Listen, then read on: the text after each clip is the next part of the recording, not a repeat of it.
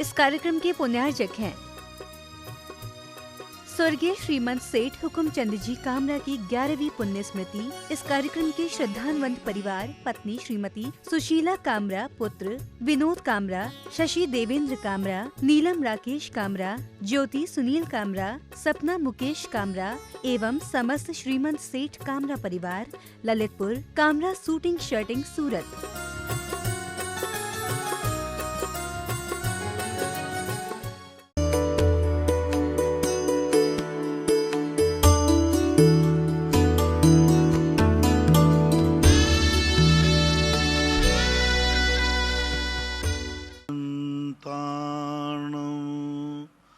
नमो सिद्धार्णं नमो आयर्याणं नमो वज्रायाणं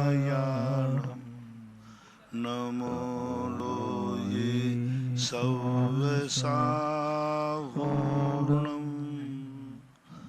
पंच परमेष्टि भगवान की जय। आचार्य श्री गुरुवर कुंद कुंद महाराज की जय। आचार्य श्री गुरुवर विद्यासागर महाराज की जय। परम पूज्य निर्यापक मुनि श्री 108 सुधा सागर जी महाराज की जय। समस्त मुनि संघ की जय। परम पूज्य मुनि श्री निष्कंप सागर जी महाराज की जय।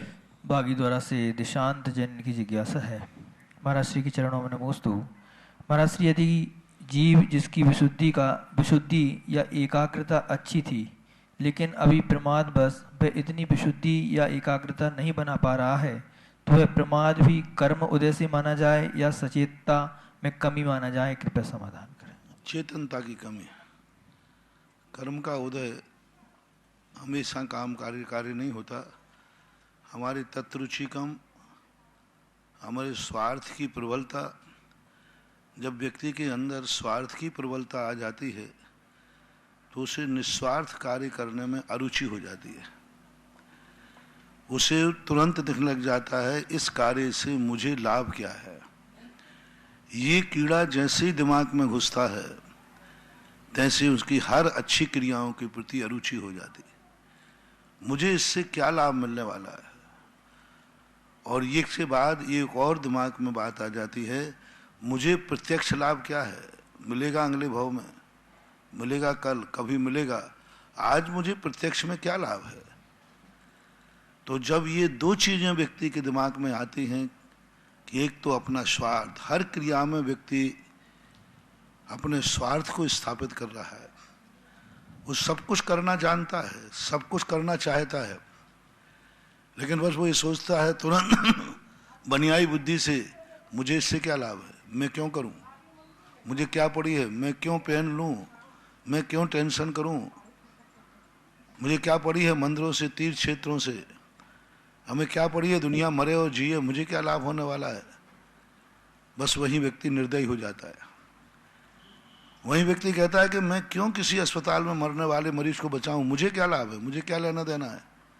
कोई का एक्सीडेंट हो गया, बोले मर रहा हो, मुझे क्या लाभ है। ये जिंदा रह जाएगा तो मुझे क्या मिलेगा, और मर जाएगा तो मुझे क्या हानि होगी। बस ये परिणाम जैसे ही आया व्यक्ति निर्दयी हो जाता है। क्या मतलब है, मर रहा होगा मरने दो, अपन को क्या फर्क पड़ना। लुट रहा होगा लुटने दो, आग लग रही है लगने दो। बस ये जो एक बहुत बड़ा, सबसे बड़ा मानव का एक सबसे बड़ी कमजोरी दुनिया में है कि वो अच्छे कार्य करना चाहता है, कर सकता है, समर्थ है, लेकिन उसके मन में एक कीड़ा आ जाता है, इससे मुझे क्या लाभ है। और ये स्वार्थ का कीड़ा जहां जागता है वहां सारे दुनिया के प्रमाद आ जाते हैं। इसलिए कर्म का कोई दोष नहीं है, तुम्हारी नीयत खराब है, क्योंकि तुम्हारे मन में ये कीड़ा आ गया है कि मुझे इससे क्या लाभ है। इसलिए आपकी चेतनता प्रमाद को प्राप्त हो रही है, आपकी चेतनता कार्य करने में रुचि नहीं ले रही है, और आपको ऐसा लग रहा है कि कर्म का उदय है। नहीं, तुम्हारे खुद का एक वीक पॉइंट है जो बाद में जाकर के तुम्हें मिलेगा। इसका जवाब मिलेगा जब कोई तुम्हारे प्रति ऐसे ही परिणाम करेगा। जैसे तुमने कहा ना कि तुम सड़क के बाजू में पड़ा, कोई मर रहा है, मरने तो मुझे क्या फर्क पड़ना। ये जिंदा रह जाएगा तो मुझे क्या मिलेगा, और मर जाएगा तो मुझे क्या हानि। ऐसे ही ये बात जब तुम्हारा एक्सीडेंट होगा, तुम्हारी जिंदगी में आएगा जब ये घटना, तब कोई यही कहेगा मर रहा है, मरने दो, मुझे क्या लाभ हानि है। तब तुम्हें आएगा कि अरे मैंने भी एक बार ऐसे ही स्वार्थ के कारण से छोड़ दिया था, ऐसे आज कर रहा है। तो स्वार्थी व्यक्ति थोड़े दिन तक के लिए प्रमाद में रह सकता है, बाद में उसको जागना ही पड़ता है, बाद में उसको चेतना ही पड़ता है। पर फर्क इतना है कि एक ठोकर खाने के पहले चेतता है और एक ठोकर खाने के बाद चेतता है। एक पहले ही अपनी स्वार्थ बुद्धि छोड़ देता है और एक बाद में जब उसे पता चलता है कि अरे इस निस्वार्थ में तो बहुत बड़ा स्वार्थ है, तो फिर ऐसा नहीं होगा। इसलिए खुद का प्रमाद ही मानना चाहिए। दिल्ली से काव्य जैन की जिज्ञासा है महाराज श्री के चरणों में नमोस्तु। महाराज श्री, विश्वास और श्रद्धान में क्या अंतर होता है? जैसे हम भगवान पर श्रद्धान करते हैं वैसे ही हम अपनी माँ आदि इन पर श्रद्धान कर सकते हैं, या विश्वास कृपया सवाल? विश्वास और श्रद्धा में बहुत अंतर होता है। श्रद्धा एक वो पारमार्थिक विधा है जहां पर किसी ने पा चुका है और उसे हमें पाने का विश्वास करना है। और विश्वास वो जनरल चीज है जो सामने वाले ने नहीं पाया है फिर भी वो कह रहा है तो विश्वास है। तो विश्वास उस पर भी किया जा सकता है जिसने उसको पाया नहीं। मात किसी से सुना है, मात परंपरा से आया है, और श्रद्धा उस पर की जाती है जो उसने कभी ना कभी प्रत्यक्ष किया है किसी न किसी पर, उसी पर श्रद्धा की जाती है। श्रद्धा एक धार्मिक विधा का शब्द है और विश्वास एक लोक व्यवहार में आने वाला शब्द है। माँ बाप के वचनों पर हम श्रद्धा नहीं कर सकते, विश्वास कर सकते हैं, क्योंकि उनको मालूम ही नहीं है कि क्या है चीज है। वो तो कह रहे हैं, सुनी सुनाई बातें कह रहे हैं, श्रद्धा नहीं कर सकते, विश्वास कर सकते हैं। इसलिए श्रद्धा जो शब्द बना है अपने आप में बहुत बड़ी शक्ति को लेकर आया है। उन वचनों पर श्रद्धान करो जिन्होंने उसका साक्षात्कार कर लिया है, और विश्वास उन पे करो जिन्होंने साक्षात नहीं किया, तो भी वो यदि वो बता रहा है ज्ञान के माध्यम से तो किया जा सकता है। रहली से कपिल जैन की जिज्ञासा है, महाराज श्री, आत्मा में होने वाले कंपन को बंध का कारण माना गया है, तो सिद्ध भगवान में उत्पाद व्यय द्रव्य होने पर उनमें कंपन नहीं होता क्या? ये कंपन बंध हेतु क्यों नहीं है? कृपया समाधान करें। आत्मा में कंपन होने का नाम उत्पाद व्यय ध्रुव नहीं है। उत्पाद व्यय ध्रुव से कंपन का कोई मतलब नहीं है। कंपन का अर्थ इतना ही है कि वो कांप करके दूसरे को खिसका रहा है। जैसे आप हिलोगे तो बाजू वाले को खिसकाओगे, बाजू वाले से स्थान मांगोगे, यानी बाजू वाला भी वहीं बैठा है और आपने हिलना शुरू किया तो बाजू वाले को भी हिलना पड़ेगा। ये कंपन कहलाता है। इससे बंद होता है क्योंकि आपने दूसरे को तकलीफ दी। और निष्कंप जो होता है बिल्कुल अपने एक स्थान पर टंकोत्कीर्ण है, वो किसी को खिसका नहीं रहा, जहाँ है वहीं का वहीं हो गया। हमारे यहाँ चारित्र मोहिनी के बंध के कारण में एक निषद्धा परिचय आया है। निषद्धा परिचय का अर्थ आसन क्यों नहीं लगता है, बार बार आसन बदलने का भाव क्यों आ रहा है? इसके चारित्र मोहिनी कर्म का उदय है। चारित्र मोहिनी कर्म के उदय से निषद्धा परिचय होता है। निषद्धा जानते हैं? आसन को एकदम बैठ गया, अब थोड़ी देर बाद दर्द होने लगा, बदलने का भाव आ रहा है, तो समझ लेना चाहिए इसके चारित्र मोहिनी कर्म का उदय आ गया। अब चारित्र मोहिनी कर्म के उदय से निषद्धा परिचय हुआ और वो हिल नहीं रहा था, बिल्कुल एकदम निष्कंप बैठा हुआ था, तो उसके चारित्र मोहिनी कर्म का बंध नहीं था, यानी उसको बंध कम हो रहा था। और जैसे ही हिला तो उसने दूसरों को खिसकाया, किसी ना किसी को खिसकाया, क्योंकि पूरा 3 लोग ठसाठस भरा हुआ पैक है। अब उसमें यदि तुम हिलोगे डुलोगे तो कर्म का बंध होगा, स्पंदन होगा। वो योगन की चपलाई ताते हुए आश्रव भाई। और अरहंत जो केवली भगवान है, अयोग केवली और सिद्ध भगवान, वो एकदम टंकोत्कीर्ण, एक बिल्कुल एक रूप, इंच मात्र भी यहाँ वहाँ खसक नहीं रहे। इसलिए उनकी निष्कंप दशा है। दोनों में बहुत अंतर है। उत्पाद व्यय ध्रुव के लिए आत्मा के प्रदेशों में कंपन होना जरूरी नहीं है। उत्पाद व्यय तो जो होता है बिना कंपन के भी होता है, लेकिन कायों का जो मन वचन काय के द्वारा स्पंदन होता है आत्मा का, वह ऐसे बंद होता है। जहां जहां बंद है वहां वहां योगों का स्पंदन यानी आत्मा का कंपन जरूर है। जहां जहां कंपन है वहां वहां कर्म का बंध जरूर है। जहां जहां कर्म का बंध है, आश्रव है, वहां वहां कंपन जरूर है। और सिद्धों में ना कंपन है ना बंध है, इसलिए उत्पाद व्यय तो है। ऐसा मुजफ्फरनगर से तृप्ति जैन की जिज्ञासा है। महाराज श्री चरणों में नमोस्तु। महाराज श्री, आपने एक जिज्ञासा समाधान में बताया था कि तीर्थंकरों को केवल ज्ञान अर्धरात्रि के समय में हो सकता है, लेकिन महाराज जी जब भगवान को अर्धरात्रि को केवल ज्ञान होता है तब देव लोग आकर भगवान की पूजा करते होंगे और समोसरण की भी रचना करते होंगे। तो महाराज जी मेरी जिज्ञासा है कि जब भगवान को अर्धरात्रि के समय केवल ज्ञान होता है तो उसकी क्या व्यवस्था होती होगी, और क्या देव लोग कोई चमत्कार के द्वारा दिन की व्यवस्था करते होंगे या रात को ही भगवान के केवल ज्ञान की पूजन करते होंगे? क्योंकि महाराज जी शास्त्रों में रात्रि पूजन का निषेध बताया गया है। कृपया समाधान करें। इसकी दो बातें विचार। पहली बार तो आपने सुनने में गलती की है। मैंने ये कहा है कि रात्रि में केवल ज्ञान होने में कोई बाधा नहीं है, लेकिन आज तक किसी को रात्रि में केवल ज्ञान नहीं हुआ है, उल्लेख नहीं है। प्रश्नात्मक था कि कोई भी व्यक्ति ये बताए किसी भी तीर्थंकर को, किसी भी भगवान को, आगम की बात कह रहा हूं, सिद्धांत में तो कहीं बाधा नहीं, 24 घंटे में कहीं भी केवल ज्ञान हो जाए, लेकिन हुआ नहीं आज तक किसी को। ये कोई उदाहरण मैंने प्रश्न दिया था सारे जगत को, मुझे ध्यान है कि किसी को भी किसी भी आगम में मिले कि फलाने भगवान को, फलाने तीर्थंकर को रात्रि में केवल ज्ञान हुआ, ऐसा शब्द कहीं तुम्हें लिखा हुआ मिले तो बताओ। कहीं भी मिले लिखा बताओ, किसी शास्त्र में लिखा हुआ बनाओ, किसी का बताओ, सामान्य केवली का, उपसव केवली का, सुकमाल का, सुकौशल का, किसी का भी बता दो कि इन फलाने महाराज को रात्रि में केवल ज्ञान हुआ, मोक्ष गमन हुआ। ढाई द्वीप में ही दिन रात होते हैं, ढाई द्वीप के बाहर तो है नहीं। ढाई द्वीप में कोई एक नाम बता दो किसी का, मुझे तो नहीं मिला अभी तक, आप बता दोगे तो बहुत बड़ा उपकार होगा। यदि तुमने रात्रि में किसी को केवल ज्ञान बता दिया तो फिर मैं पूजा भी करा दूंगा, चिंता मत करना। मेरे पास एक ऐसी द्रव्य है जिसमें रात्रि में करने में कोई दोष नहीं लगेगा, कोई दोष नहीं लगेगा। बस मुझे पहले बताओ, हम अपनी विधि क्यों बताओ जब कोई है ही नहीं तो काय को बताओ? इमरजेंसी इंजेक्शन कब निकाला जाता है?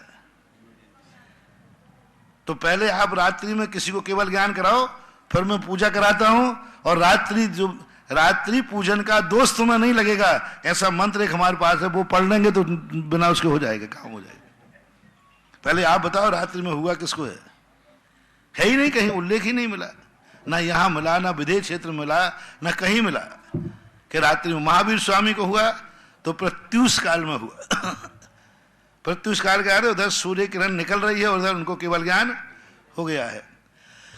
बाहुबली को देखा, सबको मैंने ठान मारा, जितनी कथाएं, किसी को रात्रि के अर्धरात्रि में केवल ज्ञान हुआ है ऐसा कोई उल्लेख मिल नहीं रहा है। पहले आप उल्लेख लाइए, जब तक मैं पूजा की व्यवस्था बनाता हूं, क्योंकि द्रव्य सामग्री वगैरह इकट्ठी तो कराना पड़े। कौन से कराऊं रात में?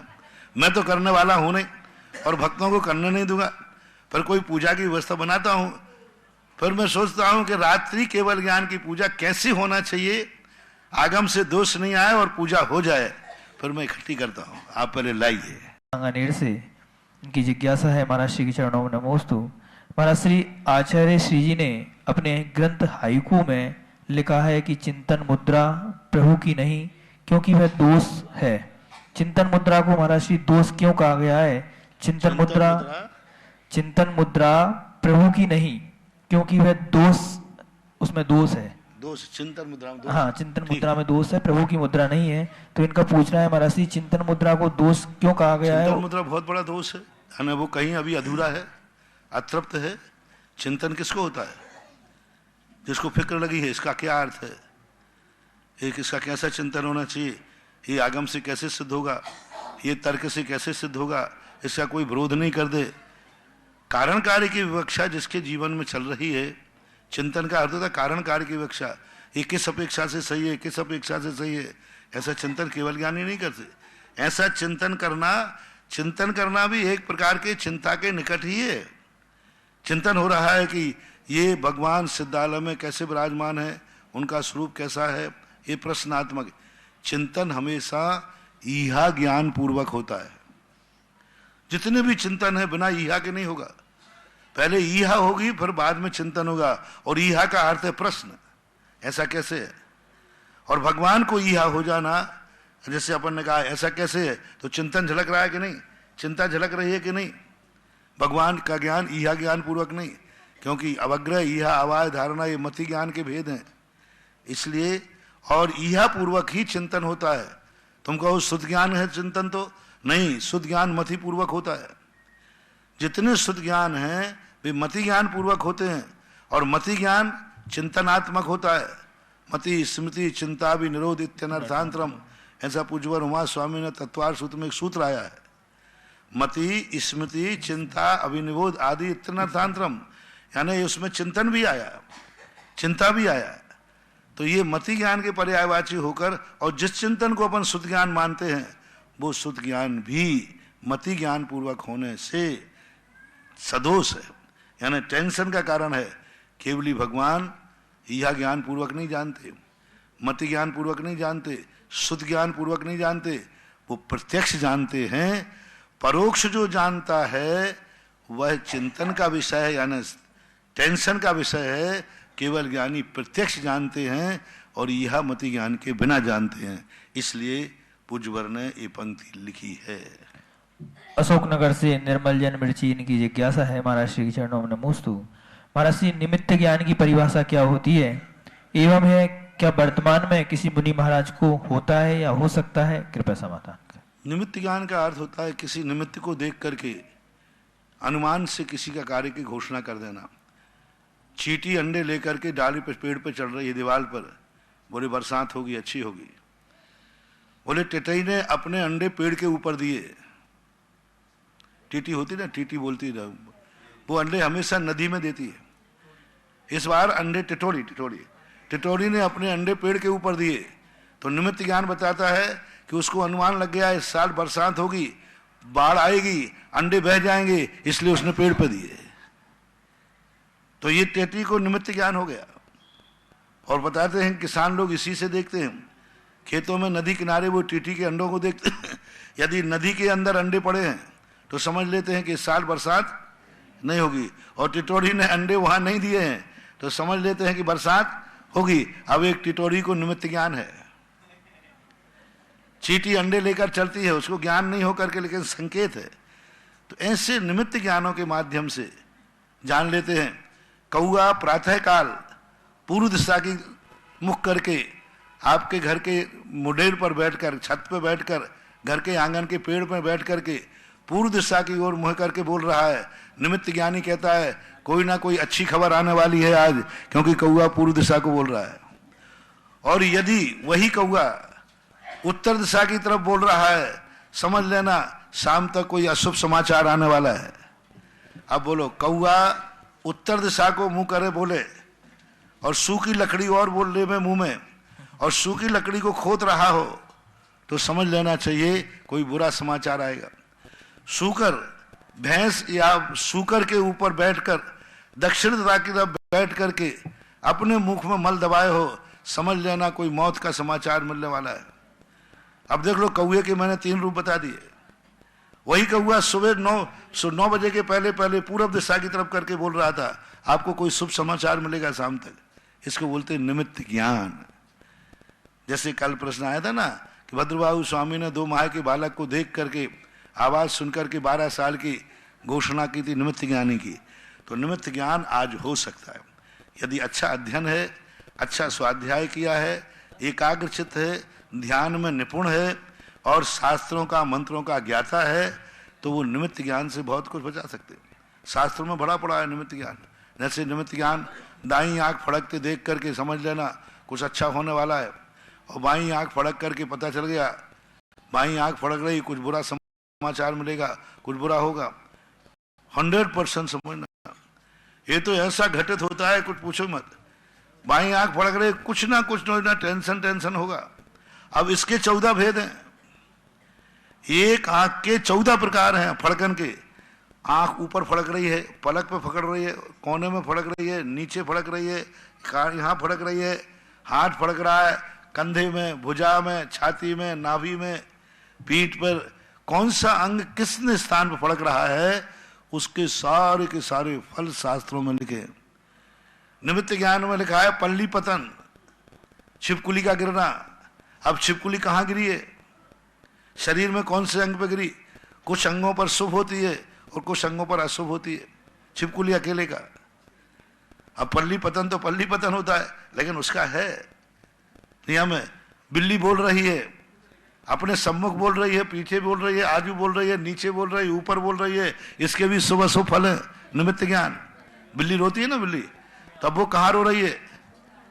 पीठ पीछे रो रही है तो दुश्मन रोएगा, तुम हंसोगे, और सामने बोल रही है तो समझ लेना तुम रोगे, दुश्मन हंसेगा, है ना? गलत हो। तो ये सारी चीजें होती है। आवाज, हाँ, आवाज की कैसी अलग मीठी आवाज है। कौआ भी मीठा बोलता है, बहुत धीरे धीरे बोलता है, और एक कर्कश बोलता है, अपन को छड़छड़ापन आता है।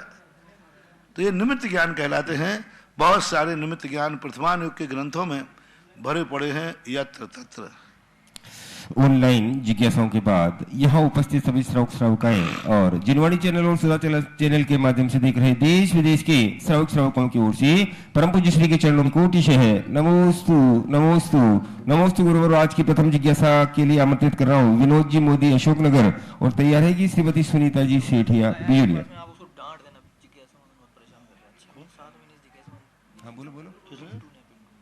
परम पूज्य गुरुदेव के चरणों में मेरा और मेरे परिवार का श्री दर्शनोदय तीर्थ क्षेत्र समिति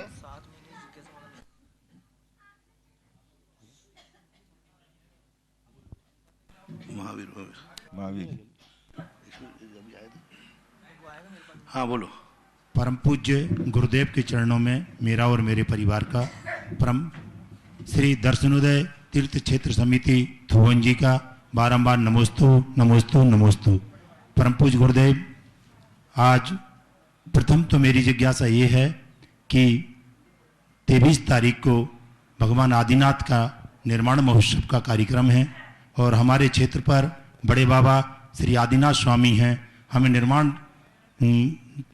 निर्माण लाडू किस तरह से चढ़ाना है और क्या कार्यक्रम करना है, तो ये मेरी जिज्ञासा है। हालांकि मैं किसी को कम उपदेश देता हूँ क्योंकि मानते नहीं, लेकिन दर्शनोदय तीर्थ वाले लोग थोड़ा हमारी बात मानने लगे हैं, इसलिए उनको उपदेश देने में हमें भी खुशी होती है। अभी लेटेस्ट में हमने देव दर्शन दिवस मनाने की बात कही थी और सारे भारत को मैंने संदेशा दिया था कि देव दर्शन दिवस मनाना। सबसे अच्छा उत्साह पूर्वक देव दर्शन दिवस दर्शनोदय तीर्थ क्षेत्र थुवन जी में मनाया गया और बहुत उत्साह के साथ इतने बड़े स्तर पर लोगों ने, हर व्यक्ति स्पेर का वहाँ देव दर्शन करने पहुंचा। और देव दर्शन में भी थुवन जी का दर्शन, खड़ी मूर्तियां हैं, और सबसे बड़ी चीज वहाँ जो कीर्ति स्तंभ है, कितनी पहुंच गई? 300 प्रतिमाओं की घोषणा हो चुकी है महाराज जी। अभी अशोकनगर में 2500 है, अभी तो कुछ भी नहीं हुआ है।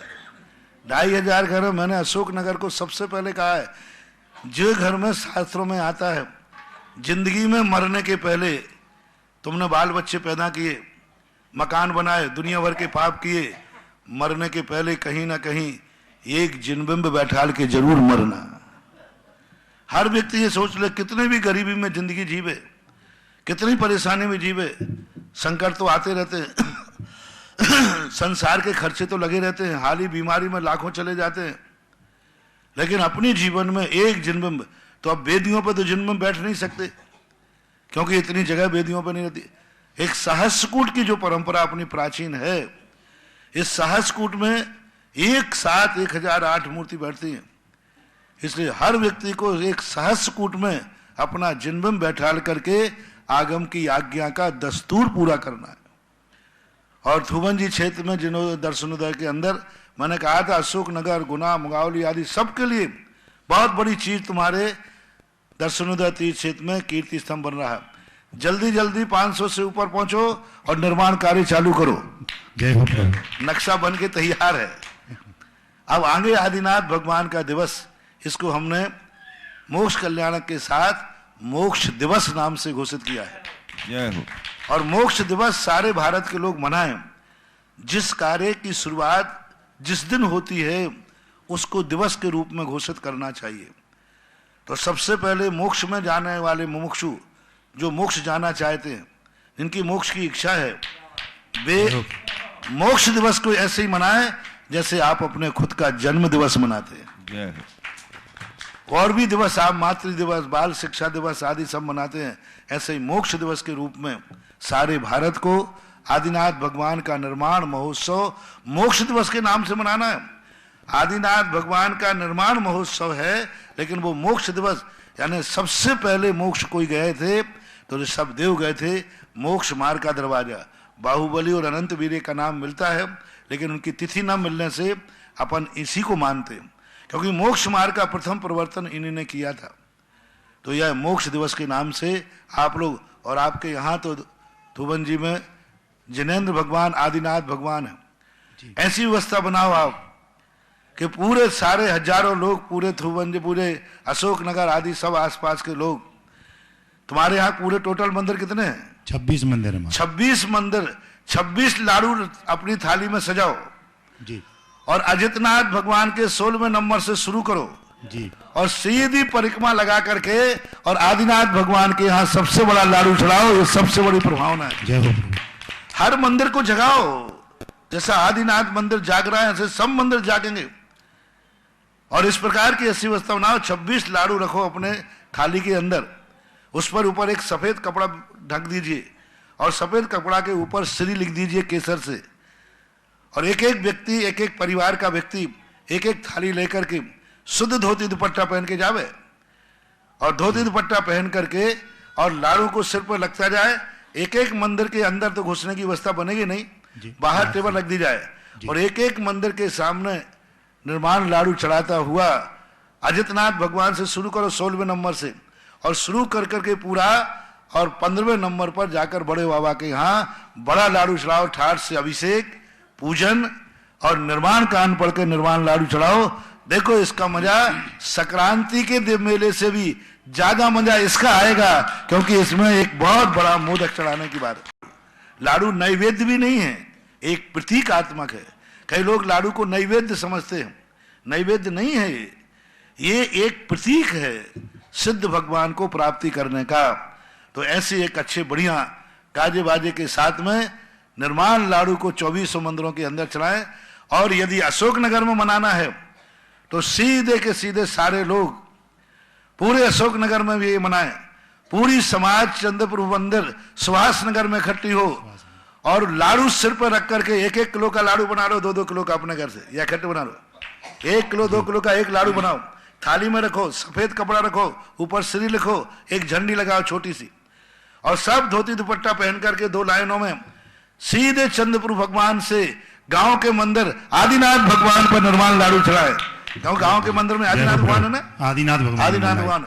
तो अशोकनगर वाले जो थोवन जी नहीं जा पाए, नहीं जाएं, वे अशोकनगर में व्यवस्था बनाएं।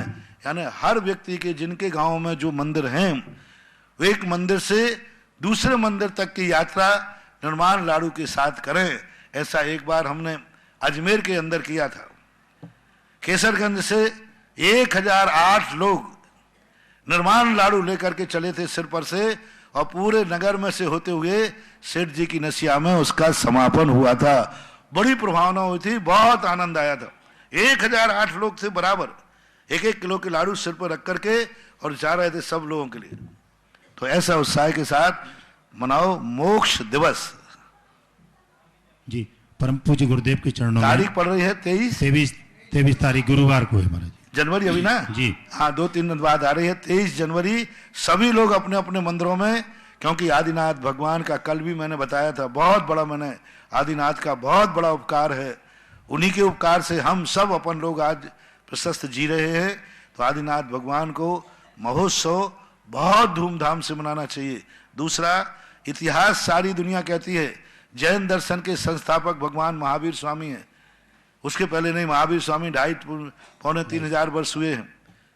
उनको दिखाओ आदिनाथ कि हमारे महावीर स्वामी जैसे 23 भगवान और हो गए हैं, और इसके आद्य प्रवर्ते देवादि देव आदिनाथ भगवान। तो अपना इतिहास भी बहुत प्राचीन हो जाएगा। और इतिहास को प्राचीन बनाने का एक ही तरीका है कि महावीर स्वामी का निर्माण लाडू तुम जैसा मनाते हो, ऐसा ही निर्माण लाडू आदिनाथ भगवान का भी मनाना शुरू कीजिए। माघ बदी 14 के दिन पड़ने वाला है। ऐसा परम पूज्य गुरुदेव, आपके आशीर्वाद से श्री दर्शनोदय तीर्थ क्षेत्र पर देव दर्शन का जो कार्यक्रम आपने बताया था वो एक विमानोत्सव के रूप में हमने मनाया, और आपके आशीर्वाद से अत्याधिक उल्लास के साथ में पूरे समाज ने उसमें भाग लिया। हम आपका यही आभार व्यक्त करने के लिए आज यहाँ पर आए थे, मैं और मेरे मित्र घेलू भाई। मैं पारिवारिक रूप से भी आपको एक आभार व्यक्त करने आया हूँ। महाराज जी, आपने सन 88 से हमारे ऊपर जो हाथ रखा है उसकी हम अपने शब्दों में हम आपको उपकार नहीं मान सकते। आपने हमें जो कुछ भी दिया है प्रत्यक्ष और परोक्ष रूप से महाराज जी, हम उसकी कभी कल्पना भी नहीं करते थे। आप हमें कहाँ छोड़ करके आए थे, और आज हम सब तरह से संपन्न और सब तरह से आपकी सेवा में यहाँ पर उपस्थित हैं। गुरुदेव, आपका यह आशीर्वाद, यह आपकी जो हमारे ऊपर करुणा और कल्पना आशीर्वाद है वो हमेशा बनाए रखें।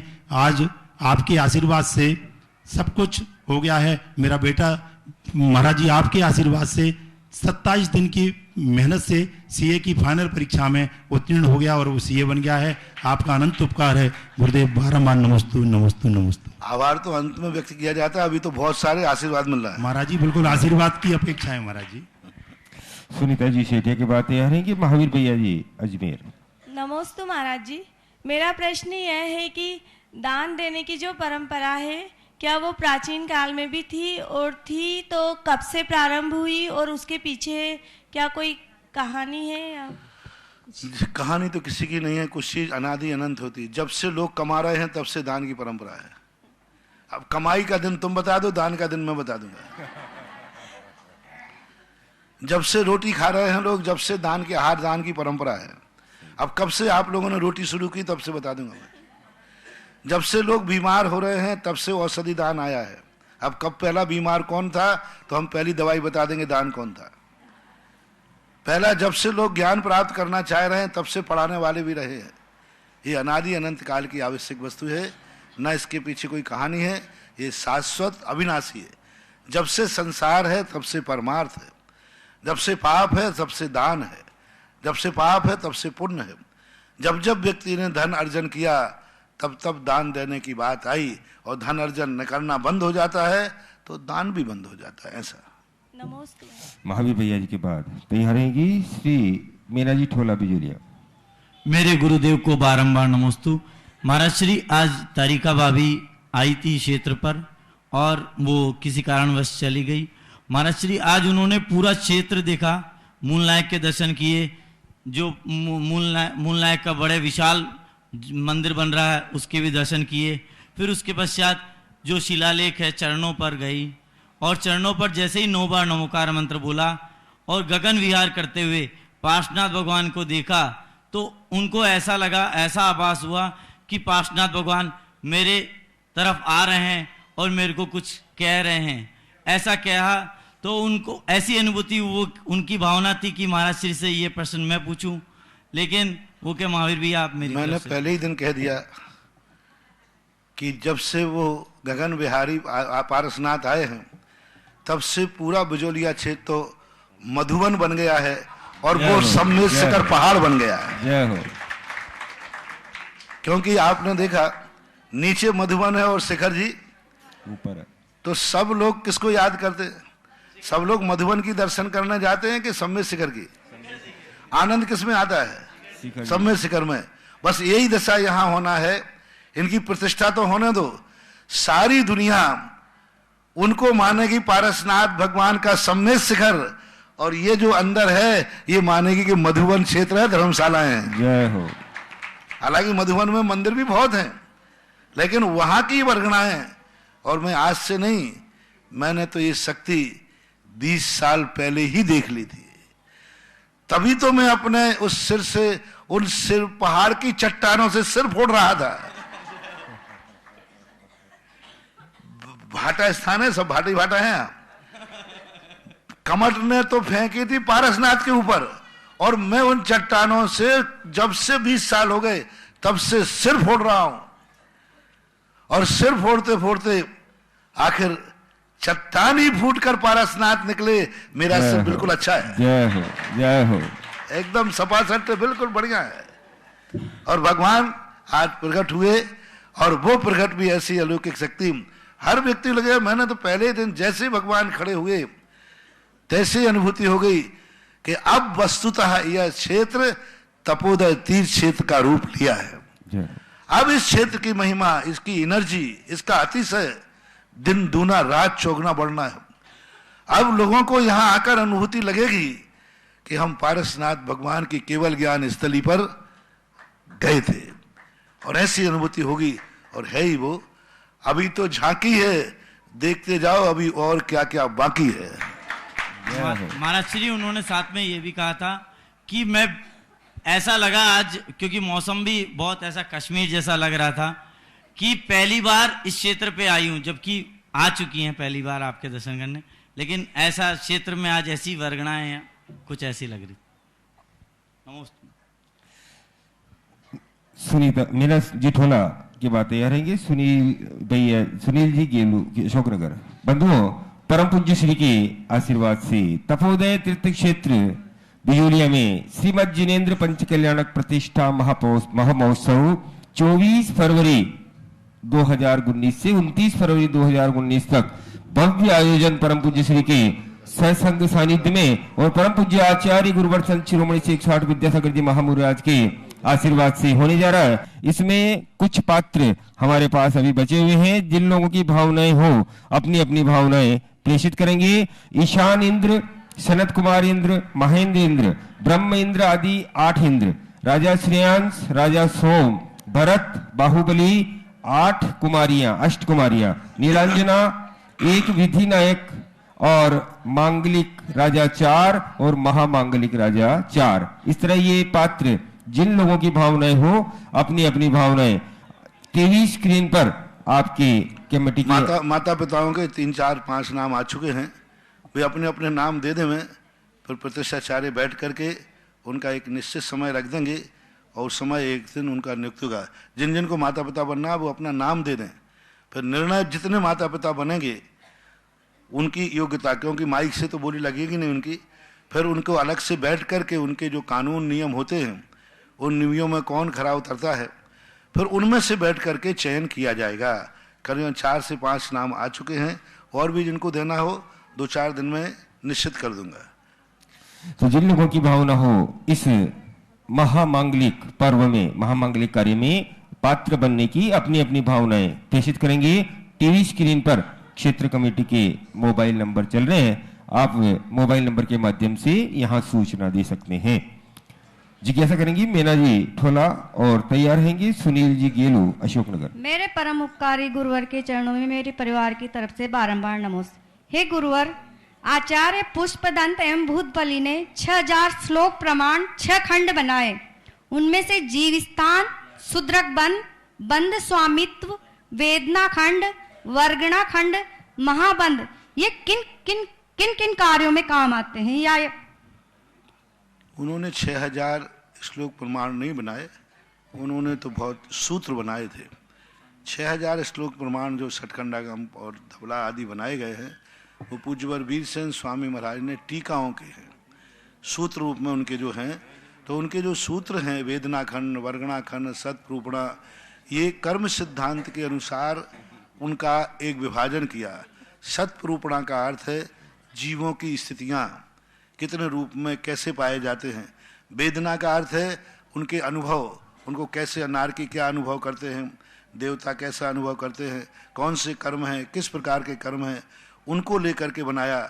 इस प्रकार क्षुद्रक बंद, खुद्दा बंद कहलाता है। खुद्दा बंद क्या है, जघन रूप से किस प्रकार की परिणति हैं। तो ये 6 खंडों का एक डिवाइडेशन किया है पूरे कथन में, यानी पूरी सृष्टि को हम किस भागों में बांटें, किस रूप से हम जीव को और पुद्गलों को समझें। निर्देश, स्वामित्व, साधनाधिकरण, स्थिति विधानता, एक सूत्र है ऐसा। उस सूत्र के आधार पर, या कहना चाहिए सटखंडागम के आधार पर इस सूत्र की रचना हुई। तो उसमें कहा स्वामित्व कौन है, जैसे मान लो मति ज्ञान है तो मति ज्ञान के कितने स्वामी हैं, कहाँ कहाँ पाया जाता है। केवल ज्ञान के स्वामी कौन है। त्रियंश गति है तो उसके कितने कितने स्वामी हैं, कहाँ कहाँ पाया जाता है। स्वामित्व, साधना, ये चीज़ें किस कारण से प्राप्त होती हैं। कर्मबंध की व्याख्याएं, ये सारा का सारा वर्णन उन्होंने डिवाइड करके इन 6 अध्यायों में डिवाइड किया है। नमोस्तु गुरु। सुनील जी गेलू की बात यह है कि निर्मला जी गोसावी बंधु संत सुधासागर बालिका छात्रावास सांगानेर जयपुर के लिए एक गाड़ी गुप्त नाम से वहां छात्रावास में 5 लाख रुपए की राशि से एक बालिका को 5 वर्ष के लिए गोद लिया है। अपने जन्म दिवस के अवसर पर श्री उदय कुमार जी, सौरभ कुमार जी, गौरव कुमार जी जैन पाटनी गुवाहाटी और 1 लाख रुपए की राशि से 1 वर्ष के लिए एक बालिका को गोद लिया है। हिमांशु, अनिल कुमार, दिनेश, सौरभ, दीपक, मुकेश जैन दिल्ली और 5 लाख रुपए की राशि से एक बालिका को गोद लिया है श्रीमती तारिका जी पाटनी उदयपुर। तो आप सभी के दान की और पुण्य की अनुमोदना और भविष्य में भी आप इसी तरह की भावनाएं बनाएं, जिज्ञासा रखें। मेरे एवं मेरे समस्त परिवार के इष्ट देवता के चरणों में बार बार नमोस्तु नमोस्तु नमोस्तु। हे गुरुदेव, दर्शनोदय तीर्थ में संक्रांत के दिन ऐसा लगा भीड़ को देखकर के ध्रुवन जी कम पड़ रहा है। तो ये और दूसरा महाराज जी, परिवार की एकता के लिए किसकी जिम्मेदारी रहती है, लेडीज की या भाइयों की, या कोई भाई कमजोर हो तो भाइयों की क्या जिम्मेदारी होती है? जिम्मेवारी का जहाँ तक सवाल है तो परिवार की एकता का विघटन करने में मूल कारण होती है महिलाएं। यदि ये जिम्मेवारी एकता का ले दें तो सारी समाज में अपने आप घरों में एकता हो ही जाएगी। क्योंकि विघटन जो होता है नारी से शुरू होता है। उसका मूल कारण है नारी एक घर से नहीं आई है, अनेक घरों से आई है। नारी में एक खून नहीं है, अनेक खून है। उन नारियों में एक माँ का दूध नहीं पिया है, अलग अलग माँ के दूध पीकर आई हैं। और वे सारी की सारी नारियां एक घर में इकट्ठी होती हैं तो महाभारत चालू होना स्वाभाविक है। और भाइयों में जहां तक होता है एक माँ, एक पिता, एक ही परिवार के होते, तो भाइयों में विघटन बहुत कम होता है। यदि विघटन होता है तो कुमारी अवस्था में होना चाहिए। यदि भाई भाइयों में विघटन है तो फिर कुमारे जब रहते हैं उस समय विघटन होना चाहिए, उस समय उनको अलग हो जाना चाहिए, उस समय टूट जाना चाहिए। लेकिन 90% विघटन शादी के बाद होता है कि शादी के पहले? शादी के बाद। शादी के बाद। तो उससे सीधा सा कारण होता है कि परिवारों को टूटने में मुख्य कारण भूमिका रहती है नारियों की। क्योंकि वो नारी अलग अलग घर से आई, उनको एक दूसरे के प्रति आत्मीयता नहीं हो सकती। कैसे होगी? और महिलाओं को अपने दूसरे देवर जेठ से कभी आत्मीयता नहीं हो सकती। उससे उनको क्या लेना देना है? पति से तो मात्र उसको इसलिए अनुराग होता है कि उसकी जिंदगी का सवाल है, उसका सुहाग है, उसकी जिंदगी का भविष्य टिका हुआ है। देवर से और जेठ से उसको क्या स्वार्थ है? क्या मिलने वाला है? क्या लेना देना है उसको? ना तो खून का संबंध है, ना दूध का संबंध है। इसलिए नारी अन्य पति के भाइयों को एक्सेप्ट नहीं कर सकती और इसलिए उसके मन में कोई आत्मीयता भी नहीं आती, कोई दया भाव भी नहीं, आत्मीयता भाव भी नहीं आएगा। क्योंकि उसको क्या स्वार्थ है, क्या मिलने वाला, कौन था और कौन होगा? सीधा सा सिद्धांत है। मैंने तो सीधा कंसेप्ट इसका निकाला। आखिर वो क्यों करे भाइयों, तुम्हारे भाइयों से समझौता? कोई भी पति के भाइयों से समझौता क्यों करे? वो कौन है उसके और कौन होंगे उसके और क्या लेना देना है? इसलिए उसका कोई भूमिका नहीं रहती। इसलिए उनसे तो एकता की कामना की नहीं जा सकती। मात्र एकता की कामना की जा सकती है, तुम भाई हो, तुम्हारे सब लोग पुरुष हैं। पुरुष में जो भाई होते हैं वो तुम्हारा खून एक है। तुमने एक माँ का दूध पिया है, एक थाली में खाए हो, एक थाली में एक पार्ले में झूले हो, तो तुम्हारा कर्तव्य है कि हम मरेंगे भी एक घर में और एक साथ रह करके जिएंगे, एक साथ करेंगे। और वो बचपन याद रखना चाहिए जब एक भाई पर दूसरे भाई पर यदि कोई पड़ोसी आक्रमण बोल देता तो दूसरा भाई उसको मार करके दौड़ता था। आज वही भाई भाई के ऊपर रखना चाहिए। तुम्हारा एक रूप से होकर के भी भाइयों के प्रति कम से कम, हम बच्चों की बात तो बाद में करेंगे, जब तक तुम भाई जिंदा हो सारे संसार के लोगों से मेरा कहना है भाई को भाई की तरीके से ही देखना। चाहे जीवन में कितनी भी दुर्घटना आ जाए, भाई जैसा मीत नहीं, भाई जैसा बैरी नहीं। मित्र बनाओ तो भाई को, क्योंकि अंत में दुनिया में कोई भी, आप तो राणा प्रताप को उठा के देख लीजिए। राणा प्रताप और शक्ति सिंह दोनों अलग अलग माताओं के पुत्र थे, दोनों के पिता एक नहीं थे, माताएं एक नहीं थी। राणा प्रताप जीवंताबाई के थे और उनकी एक और दूसरी रानी थी, उससे शक्ति सिंह थी, लेकिन पिता एक था। और अंत में जाकर के दोनों में जबरदस्त शुरू से विरोध था, दोनों में कभी नहीं बनी, बचपन से ही नहीं बनी। लेकिन अंत में जब राणा सिंह, महाराणा प्रताप सब तरफ से हथियार डाल दिए और मरने ही वाले थे, सेना उनको मारने ही वाली थी, उसी समय शक्ति सिंह ने टूट करके अपने भाई की रक्षा की और उदयपुर को पूरा से राजा बना दिया।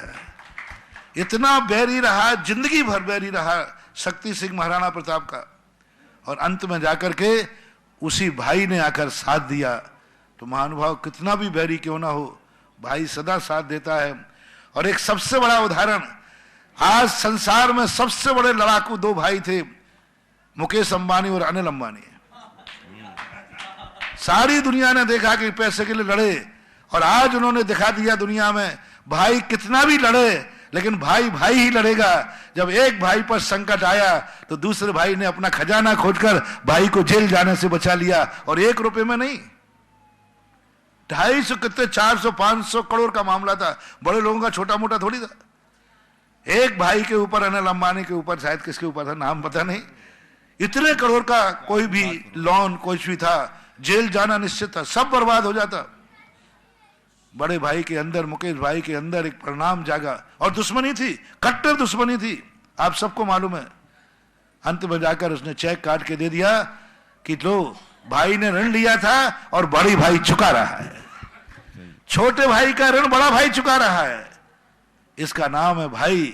भाई भाई में कितना भी टकराट हो जाए, जब एक भाई पर संकट आए तो दूसरे भाई को वही करना चाहिए जो शक्ति सिंह ने किया था, और वही करना चाहिए जो मुकेश अंबानी ने किया है। यही मेरा। निर्मला जी गोदा के बाद तैयार रहेंगे श्री विजय कुमार जी जैन, चूना, जबलपुर। बंधुओं, परम पूज्य श्री के आशीर्वाद से तपोदय तीर्थ क्षेत्र पर एक सोने की झारी बन चुकी है और दूसरी सोने की झारी की तैयारी चल रही है, और बहुत शीघ्र ही पंच कल्याणक तक वो सोने की झारी बनकर यहाँ आने वाली है। और उसी सोने की झारी से मूल नायक बड़े बाबा का प्रथम प्रथम शांति धारा यहाँ की जाएगी। उस सोने की झारी में आज मेरे पास बहुत सारे नाम हैं, और मैं एक एक दो नाम हर परिवार से बोलूंगा। सबसे पहले सोने की अंगूठी श्रीमती कमला देवी निमिचंद जी जैन, काला परिवार, बिजोनिया, 11,000 रुपए। रेमजा मंदिर महिला मंडल, हनुमानगंज, फिरोजाबाद, 11,000 रुपए। रूपचंद जी सुप्रभा जैन, जानकीपुरम, लखनऊ, 5100 रुपए। निरंजन कुमार जैन, केशवनगर, उदयपुर, 5100 रुपए। निर्मला जैन, मीतू जैन, मंगलम सिटी, अलवर, 5100 रुपए। प्रदीप कुमार मीना जैन, विदिशा सलामतपुर वाले, 11,000 रुपए। विमल कुमार जी जैन, कुसुम जैन, महावीर नगर 3rd, कोटा, 11,000 रुपए। ममता जैन, शालीमार बाग, नई दिल्ली, 5100 रुपए। प्रेमलता जी जैन, बालाघाट, 2 ग्राम सोने का सिक्का रिखपचंद मधुलता जी जैन, प्रथम बार भगवान के दर्शन करने की खुशी में गायत्री नगर, जयपुर से इन्हें दिए 11,000 रुपए। श्रीमती लाडबाई प्रकाश चंद जी, ठग परिवार, बिजोनिया, 5100 रुपए। गुणमाला समता अनिता जैन, वेद परिवार, चेची वाले, बेगू, 5100 रुपए। नीता सतीश जैन, ललितपुर, 5100 रुपए। कल्पना हेमेंद्र सेठी, मानसरोवर, जयपुर, 5100 रुपए। महावीर सुनीता जी सबद्रा, मानपुरा, 5100 रुपए। अरुण अक्षत मंजू जैन, ग्वालियर, 11,000 रुपए। नमोकार महामंत्र महिला मंडल, कृष्णापुरी, मुजफ्फरनगर, 11,000 रुपए। सुभाष वनिता संपत जैन, पत्रावली परिवार, धारवाड़, कर्नाटक, 5100 रुपए। स्वर्गीय अतरचंद जी कुसुम जी की पुण्य स्मृति अनिता जैन, दिल्ली द्वारा, 14,200 रुपए। श्री दिगंबर जैन महिला महासमिति मंदिर जी व्याख्यान की महिला इकाई, जयपुर द्वारा, 11,000 रुपए। उत्सव लाल जी, सुशीला जी, पंकज जी जैन, ठग नागरा परिवार, आतरदा वाले, 5100 रुपए। तेजमल जी, प्रकाश चंद जी, साकुनिया परिवार, छोटी बिजलिया, 8,500 रुपए। आदिनाथ दिगंबर जैन पाठशाला, ठुकराई के बालक बालिकाओं द्वारा सोने की झारी के लिए दिए गए, और 5100 रुपए। श्री उत्सव कुमार जी, श्रीमती शिमला जी जैन, गाजियाबाद। आप सभी के दान की अनुमोदना और भी जिन लोगों की भावनाएं हो, अंश दान के रूप में आप सोने की झारी में अपने अपने नाम प्रेषित कर सकते हैं। जिज्ञासा रखें। मेरे गुरुवर के चरणों में गोदा परिवार की ओर से बारंबार नमोस्तु। महाराज जी, मेरा प्रश्न आपके प्रवचन से ही था।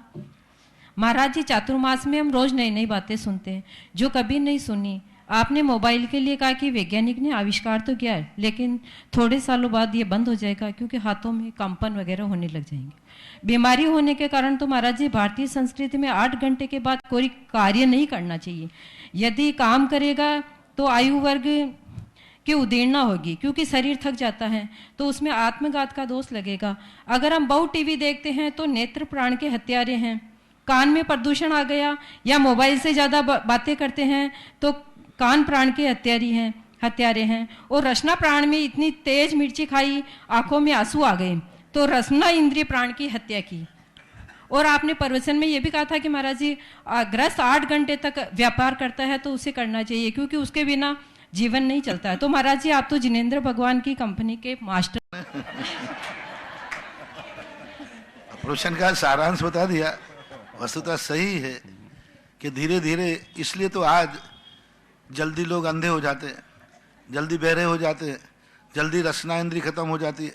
इसलिए तो आज लोग जो मरण को प्राप्त हो रहे हैं, बहुत कुछ खो करके मरण को प्राप्त हो रहे हैं, बहुत कुछ खो देते हैं। पहले लोग ऐसे होते थे 106 साल जीते थे, सारी इंद्रियां उनकी जागृत रहती थी, सब कुछ रहता था। तो धीरे धीरे हनन हो रहा है और अपन देखने में भी आ रहा है। पहले इतने चश्मा नहीं लगते थे, आज कितने चश्मा लग गए। आज तो बच्चों को सबसे ज़्यादा चश्मा दिख रहे हैं, बूढ़ों को कम। छोटे सी उम्र में चश्मा लग जाते हैं। कारण क्या है कि आप वो बच्चा मोबाइल जब तुम दे देते हो तो इतने एकाग्रता से मोबाइल को देखता है और इतने पास से देखता है, क्योंकि उसमें कार्टून आदि जो आते हैं, और उसकी आंख बहुत कोमल है, अभी बहुत कोमल है, और वो इतने एकाग्रता से घंटों घंटों तक, मैंने बच्चों को देखा, हमारे बच्चे बैठे रहते हैं, वे घंटों घंटों तक उसी तरफ एक तरफ देखते रहते हैं। अब उनकी आंखें कमज़ोर नहीं होंगी तो क्या होंगे।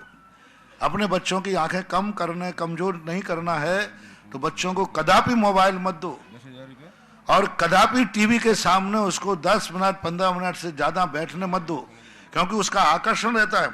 बच्चा पतंगे के समान है, जैसे पतंगा लाइट को देख करके उसी की तरफ झपकता है, इसी प्रकार बच्चे को टीवी की लाइट दिखते ही वो आँख, अपन तो आँख झपका लेते हैं, अपनी आँख तो झपक जाती है, लेकिन उसको तो आकर्षण होने से झपकाता भी नहीं है। तो उनकी आँखों की स्थिति बिगड़ती जा रही है, और दिन भर कानों के अंदर वो लगा करके सुनते रहते हैं जो लगाते हैं, और कान के टीथ, और कानों की स्थिति कमज़ोर बन रही है। तो ये सब चीज़ें उनके लिए नुकसानदायक होती हैं। ज़्यादा तीखा खाना, ज़्यादा आदि गुटखा आदि खाना रसना इंद्री खत्म कर लेते हैं। अब गुटखा खाने वाला, तम्बाकू खाने वाला ना तो ठंडा ही पी सकता है, ना कोई गर्म चीज़ खा रहा है, बनना जाता है उसके। तो ये सब चीज़ें हो रही हैं, तो ये प्राण घात की चीज़ें ही हैं। और मैं तो भगवान की कंपनी का पक्का एजेंट हूँ। भगवान ने जो कहा है उसी बात को दुनिया में फैलाना, यही मेरी नौकरी है और यही मेरी भगवान की प्रति भक्ति है। जय हो गुरुदेव। विजय कुमार जी जैन के बाद तैयार रहेंगी सुश्री नीरल जैन बिजोलिया। महाराज जी एक मिनट बंधुओं, स्वर्गीय श्री शांतिलाल जी की पुण्य स्मृति में रतन देवी, महावीर कुमार जी, मयूर जी, बज परिवार बिजोलिया ने 10,000 रुपए छत्र के लिए और 11,000 रुपए सोने की झारी के लिए दान देने की घोषणा की है।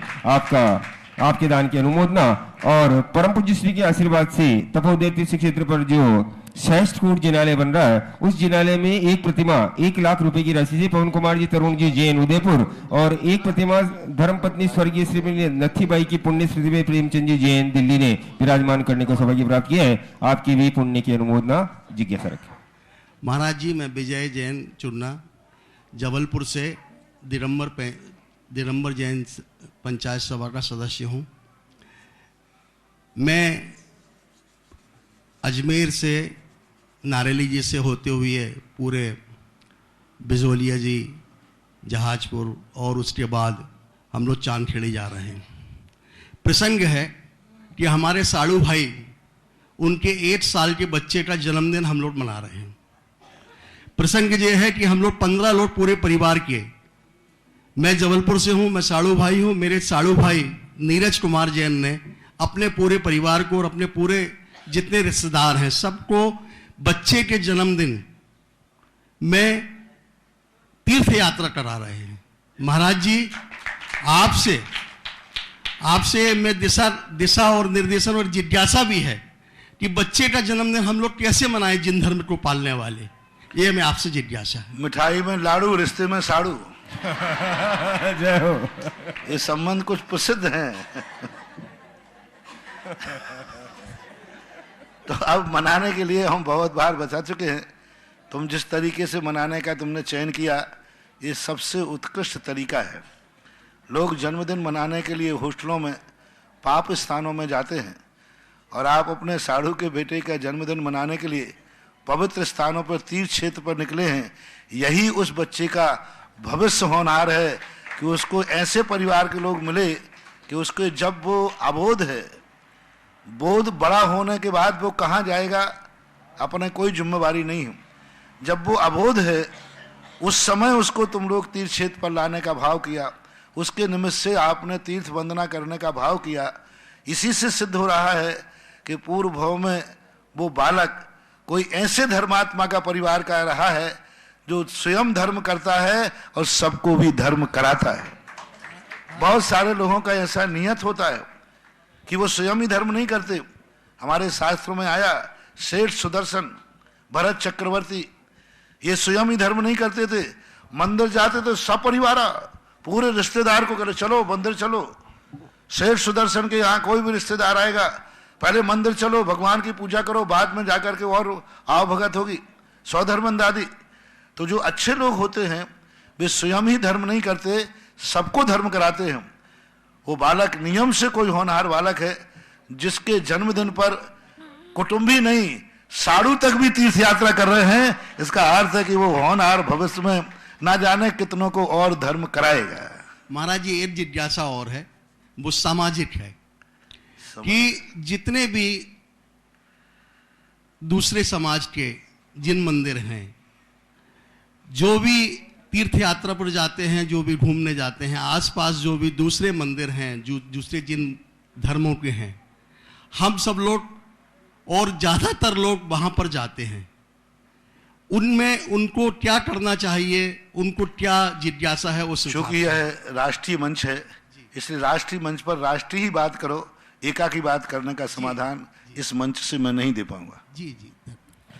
सुश्री नीरल जैन और बंधुओं, परम पूज्य श्री के आशीर्वाद से तपोदय तीर्थ क्षेत्र पर जो भक्तामर विधान प्रारंभ होने जा रहा है, उसमें आज जिन लोगों ने अपनी स्वीकृति दी है, श्री केदारनाथ जी के जैनामती जी की पुण्य स्मृति में संध्या प्रतीक अजीत जैन, साहिबाबाद गाजियाबाद उत्तर प्रदेश, विमल विवेक ऋषभ जी पाटनी किशनगढ़ उदयपुर, रमेश चंद जी शशि सर्जना सुरभि जैन जबलपुर, स्वर्गीय श्री अतर चंद जी श्रीमती कुसुम जैन की पुण्य स्मृति में अनीता जैन दिल्ली ने भी अपनी सहमति दी है, और श्री अरविंद कुमार जी निरुजी आंचल पीयूष जैन अंबाला केंट, श्री आव्या के पहली बार नाना के घर आने के उपलक्ष्य में इन्हें भी यहाँ असीम कालीन भक्तामर विधान करने का सौभाग्य प्राप्त किया है।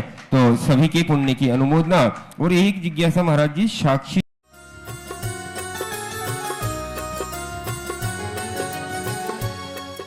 इस कार्यक्रम के पुण्यायोजक थे स्वर्गीय श्रीमंत सेठ हुकुमचंद जी कामरा की 11वीं पुण्य स्मृति। इस कार्यक्रम के श्रद्धान्वित परिवार पत्नी श्रीमती सुशीला कामरा, पुत्र विनोद कामरा, शशि देवेंद्र कामरा, नीलम राकेश कामरा, ज्योति सुनील कामरा, सपना मुकेश कामरा एवं समस्त श्रीमंत सेठ कामरा परिवार, ललितपुर, कामरा शूटिंग शर्टिंग सूरत।